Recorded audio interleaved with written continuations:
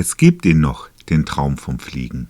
Die Zeppeline in Friedrichshafen kommen dem sicheren Traum vom Fliegen sehr nahe. Ich war bei einer Tour zu den Rheinfällen dabei.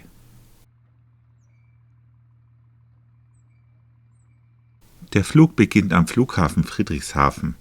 Der Zeppelin NT wird aus dem Hangar manövriert. Weltweit gibt es nur 6 dieser Luftschiffe. 3 sind in Deutschland stationiert, 3 weitere in den USA.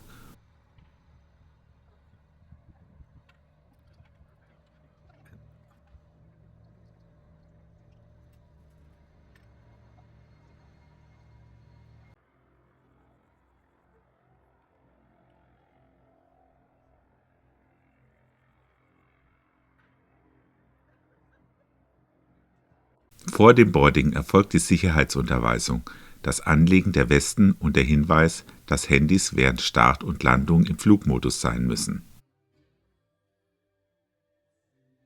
Die Passagiere erreichen das Luftschiff. Da die Tarierung eines Zeppelins hochsensibel ist, muss jeder Gast vorab sein Gewicht angeben, um das Gleichgewicht zu halten, kommen bei Bedarf kleine Bleisäcke zum Einsatz.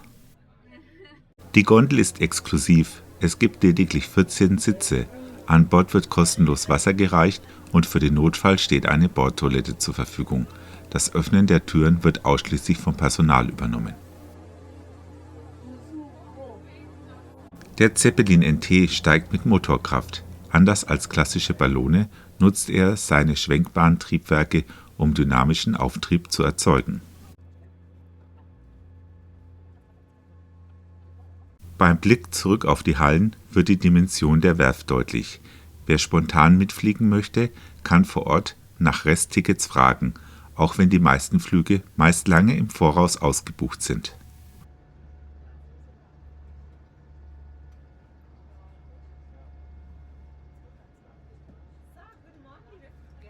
Ein Blick auf die Instrumente zeigt, ein Autopilot existiert im Zeppelin nicht.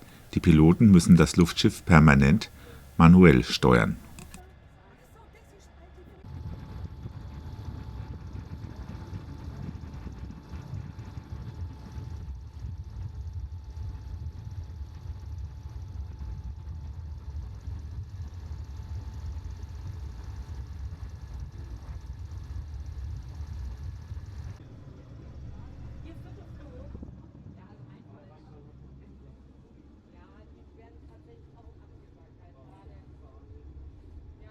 Sobald die Reiseflughöhe von etwa 300 Metern erreicht ist, dürfen sich die Passagiere frei in der Gondel bewegen. Für Fotografen gibt es spezielle Luken, die geöffnet werden können, um ohne störende Spiegelungen der Scheiben zu fotografieren. Wir erreichen die Reisegeschwindigkeit von etwa 65 km pro Stunde. Das entspricht in etwa der halben Kraft der Triebwerke und ermöglicht ein entspanntes Beobachten der Landschaft.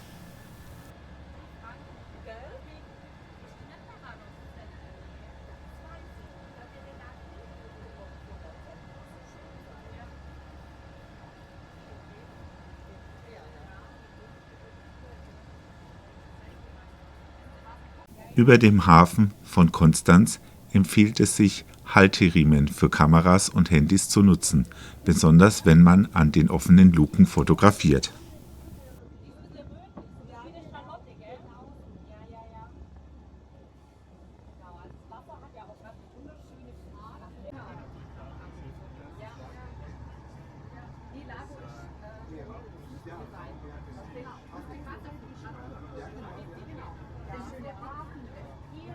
Die historische Kulisse gleitet unter uns vorbei.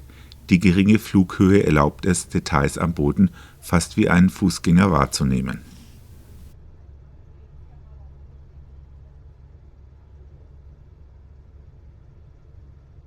Die Gemüseinsel Reichenau zieht unter uns weg. Die Route Richtung Rheinfälle ist besonders schön, aber auch anfällig für thermische Turbulenzen und schnelle Wetterwechsel.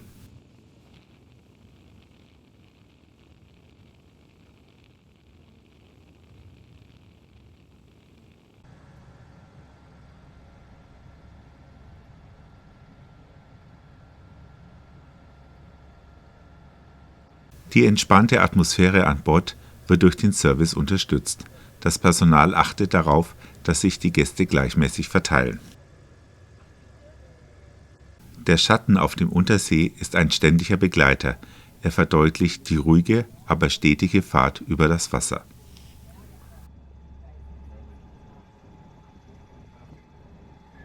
An den Luken ist der Fahrtwind bei 65 Stundenkilometern deutlich spürbar. Es ist der direkte Kontakt zur Außenwelt, der diesen Flug von einer Reise im Flugzeug unterscheidet. Der Flug folgt dem gewundenen Lauf des Hochrheins.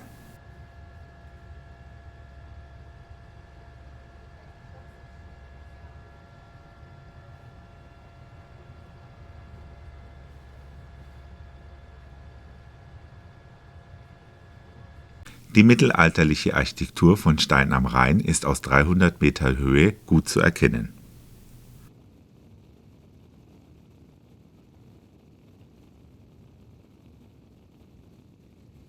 Ein kurzer Blick auf die leeren Sitze, während die Passagiere an den Fenstern stehen.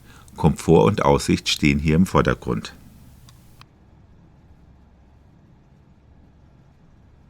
Während das Schiff gleitet, wird der Unterschied der Perspektiven deutlich.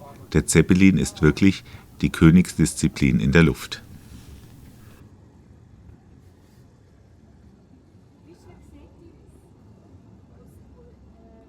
Wir erreichen Schaffhausen. Die Piloten prüfen ständig die Windverhältnisse, da die Thermik über den Felsen des Rheinfalls tückisch sein kann. Das Ziel ist erreicht. Der Flug zum Rheinfall ist mit 120 Minuten Dauer die längste und logistisch aufwendigste Route ab Friedrichshafen. Da das Zeitfenster so groß ist, reagiert diese Tour extrem empfindlich auf kleinste Wetterverschiebungen im Lauf des Tages.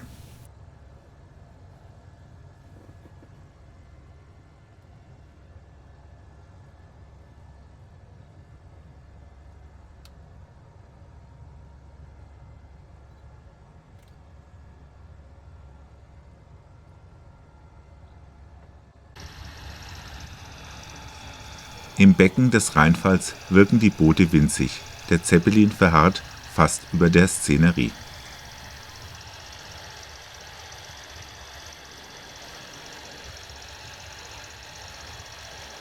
Ein spektakuläres Motiv, der Schatten des Zeppelins über den tosenden Wassermassen der Rheinfälle.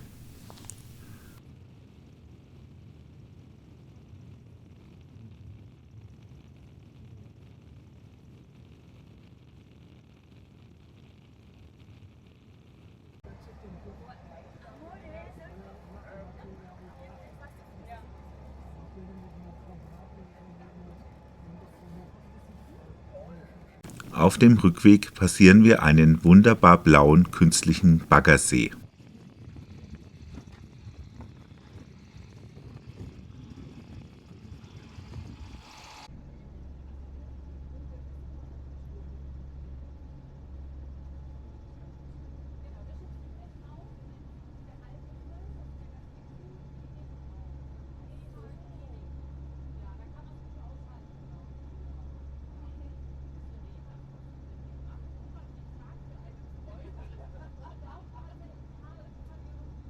Die manuelle Steuerung verlangt viel Fingerspitzengefühl, besonders bei böigem Wind.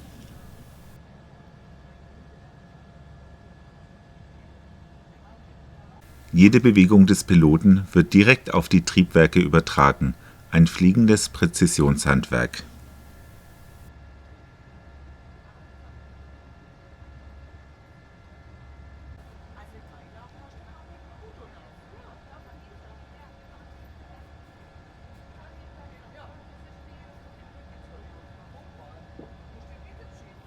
Die Blumeninsel Mainau bildet einen farbenfrohen Abschluss der Bodenseequerung. Auch hier sieht der Zeppelin seinen Schatten.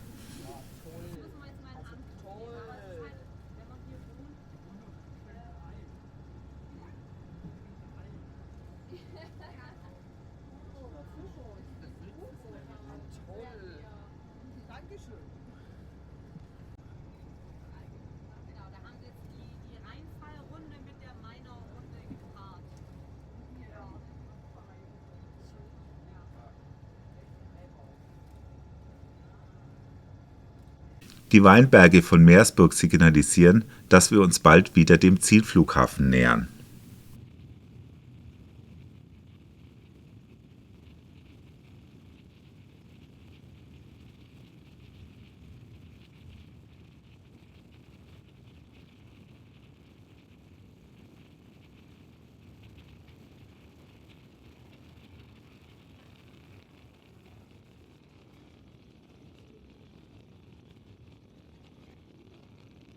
Die Konzentration der Pilotin bleibt bis zur letzten Sekunde hoch, da keine Automatik die Landung unterstützt.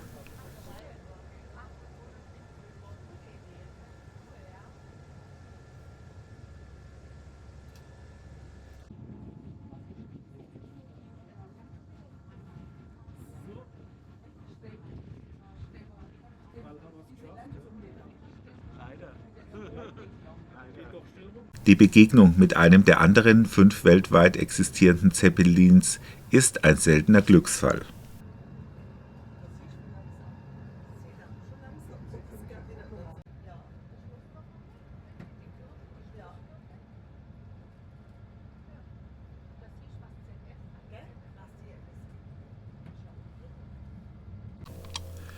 Für die Landung müssen alle Passagiere wieder ihre Plätze einnehmen und die Handys in den Flugmodus versetzen.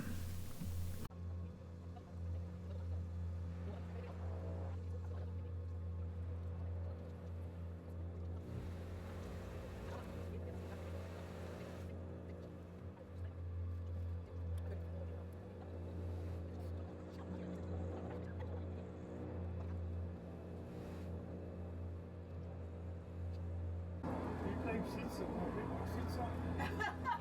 Wir fahren noch mal, gell?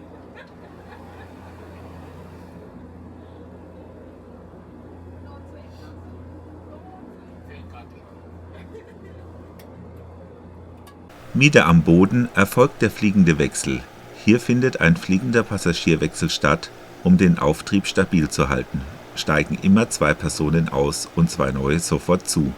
Das Schiff bleibt in der Schwebe, während die Gewichte der Passagiere akribisch ausgetauscht werden.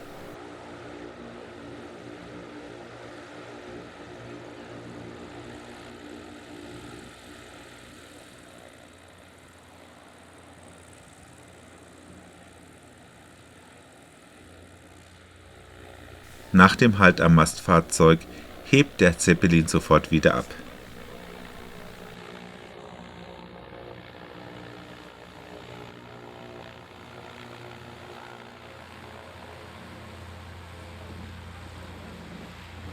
Zum Abschluss erhalten die Passagiere ihre Flugurkunde und ein exklusives Fahrtenbuch. Das ist eine schöne Erinnerung an eine Reise mit einem der seltensten Fluggeräte der Welt.